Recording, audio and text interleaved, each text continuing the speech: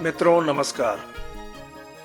कोविड-19 श्रृंखला के आज के अंक में आप सबका स्वागत है। साथियों, पिछले अंकों में हमने कोविड-19 महामारी के आंकड़ों और तथ्यों के साथ विभिन्न पहलुओं पर चर्चा की। कुछ नकारात्मक और कुछ सकारात्मक प्रभावों का विश्लेषण करने का प्रयास किया। आज हम केवल कुछ सकारात्मक बातें ही करेंगे। कोविड-19 वैश्विक आपदा का प्रभाव हर रोज बढ़ता ही जा रहा है। दुनिया भर के आंकड़े तेजी से बदल रहे हैं और सारी दुनिया इसके प्रभाव में है। नेपोलियन हिल का कथन है, every adversity carries with an equal और ग्रेटर अपॉर्चुनिटी। मतलब हर आपदा अपने साथ उतने ही बड़े अवसर लेकर आती है। यह हमारे नजरिए पर निर्भर करता है कि हम परिस्थितियों को कैसे देखते हैं, कैसी प्रतिक्रिया करते हैं। हर इंसान के भीतर दो तरह के व्यक्तित्व होते हैं, एक सकारात्मक और दूसरा नकारात्मक। समय और परिस्थिति के अनुसार दोनों व्यक्तित्व उभर कर सामने आते हैं और हमारे जीवन को प्रभावित करते हैं। सकारात्मक सोच हमें मुश्किल समय में भी एक अवसर तलाशने की सामर्थ्य देती है, जबकि नकारात्मक सोच हमारे सोचने समझने की शक्ति को क्षीण कर देती है और हमें अवसर भी समस्या लगने लगते हैं।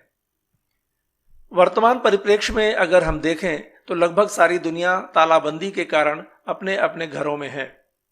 ऐसे में कई लोग घरों से अपना काम कर रहे हैं। कुछ लोगों के लिए यह मजबूरी है तो कुछ लोगों के लिए एक नया अनुभव, एक नया अवसर और एक नई संभावना। आज सूचना और प्रौद्योगिकी का दौर है।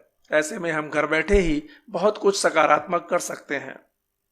मित्रों, अपने जीवन के शुरुआती दिनों में हम सभी के कुछ न कुछ सपने, रुचियां और शौक होते हैं।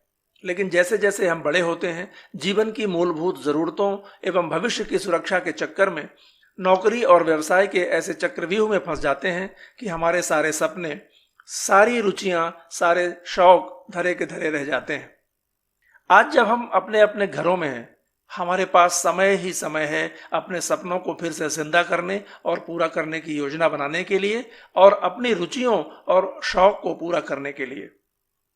साथियों, बंदी और महामारी की इस विभीषिका में ये कहना कि नकारात्मक विचार हमारे भीतर आएंगे ही नहीं, बेमानी सा लगता है। लेकिन यह हमारी सोच और मानसिक दृढ़ता पर निर्भर करता है कि हम अपने विचारों पर किसको हावी होने देते हैं, सकारात्मकता को या नकारात्मकता को।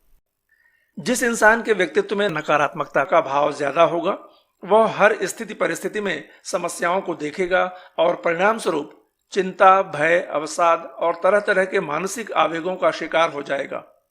ये मानसिक आवेग व्यक्ति की कार्यक्षमता को बुरी तरह से प्रभावित करते हैं और सामाजिक, आर्थिक और स्वास्थ्य संबंधी समस्याओं को मजबूत करते हैं।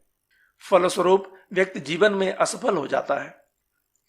दूसरी ओर सकारात्मक विचार प्रक्रिया वाला व्यक्ति समस्याओं में भी एक समाधान की तलाश कर लेता है और नए नए अवसरों का सृजन कर लेता है।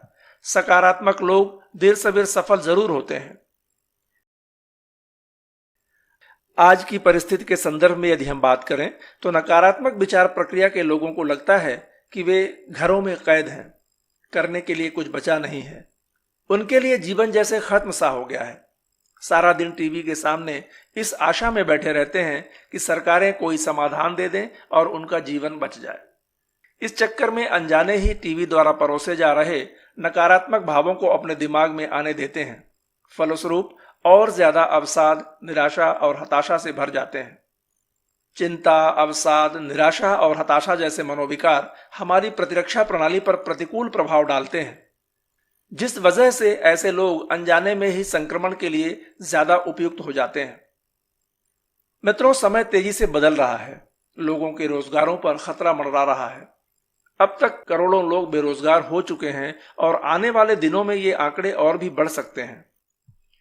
इस दौरान एक नए तरह का माहौल बन रहा है जो डिजिटल और सूचना तंत्र पर आधारित है। सारे परंपरागत तरीके बंद पड़े हैं, चाहे बाजार हो या शिक्षण संस्थान। प्राइवेट सेक्टरों में लोग वर्क फ्रॉम होम कर रहे हैं। ऐसे संकेत मिल रहे हैं कि आगे आने वाले समय में एक नई तरह की बाजार प्रणाली और कार्य प्रणाली प्रभाव में आएगी जो डिजिटल माध्यमों पर आधारित होगी। तालाबंदी के दौर में बच्चों को डिजिटल कक्षाओं के माध्यम से पढ़ाया जा रहा है।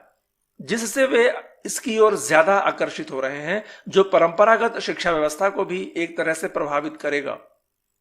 वर्क फ्रॉम होम को कंपनियां एक नए प्रयोग और अवसर की तरह देख रही हैं, जिसके माध्यम से बहुत सारे खर्चों से बचा जा सकता है। डिजिटल मीटिंग्स और ट्रेनिंग्स का प्रचलन बढ़ रहा है, जो अपेक्षाकृत आसान और कम खर्चीला भी है। साथियों, ये सारी बातें एक नकारात्मक व्यक्ति में, जो जीवन में परिवर्तन को स्वीकारना नहीं चाहता, भय और असुरक्षा के भाव पैदा कर सकती हैं। लेकिन सकारात्मक व्यक्ति इनमें अवसरों की तलाश करेगा। परिवर्तन को स्वीकार करते हुए मिले हुए खाली वक्त में अपनी योग्यता और दक्षता को बढ़ाने का प्रयास करेगा, ताकि बदली हुई व्यवस्था में खुद को फिट कर सके। आने वाले वक्त में जब स्थितियां सामान्य होंगी, तब तक करोड़ों लोग अपने रोजगार खो चुके होंगे और आजीविका के लिए संघर्ष कर रहे होंगे। कंपनियों के पास विकल्पों के द्वार खुल जाएंगे और वे ऐसे लोगों को काम पर रखना चाहेंगे जो बदली हुई डिजिटल व्यवस्था में काम करने में दक्ष हों और नई चुनौतियों का सामना करने में समर्थ हों। डार्विन के विकासवाद के नियम के अनुसार अंत में वही बचता है जो परिवर्तन को स्वीकार करता है। यदि हम भविष्य में अपने अस्तित्व और रोजगार को बचाए रखना चाहते हैं, तो परिवर्तन को स्वीकारना होगा। खुद को टेक्नोलॉजी के साथ ताकतवर बनाना होगा। नए अवसरों को देखने और अपनाने के लिए तैयार रहना होगा। मित्रों, आज जरूरत है अपनी स्वनिर्मित सीमाओं और पूर्वाग्रहों से बाहर निकलकर वक्त के साथ चलने की, नए अवसरों को तलाशने और स्वीकार करने की, क्योंकि परिवर्तन शाश्वत है। इसे स्वीकार करें और एक नए युग के निर्माण में खुद को शामिल करें।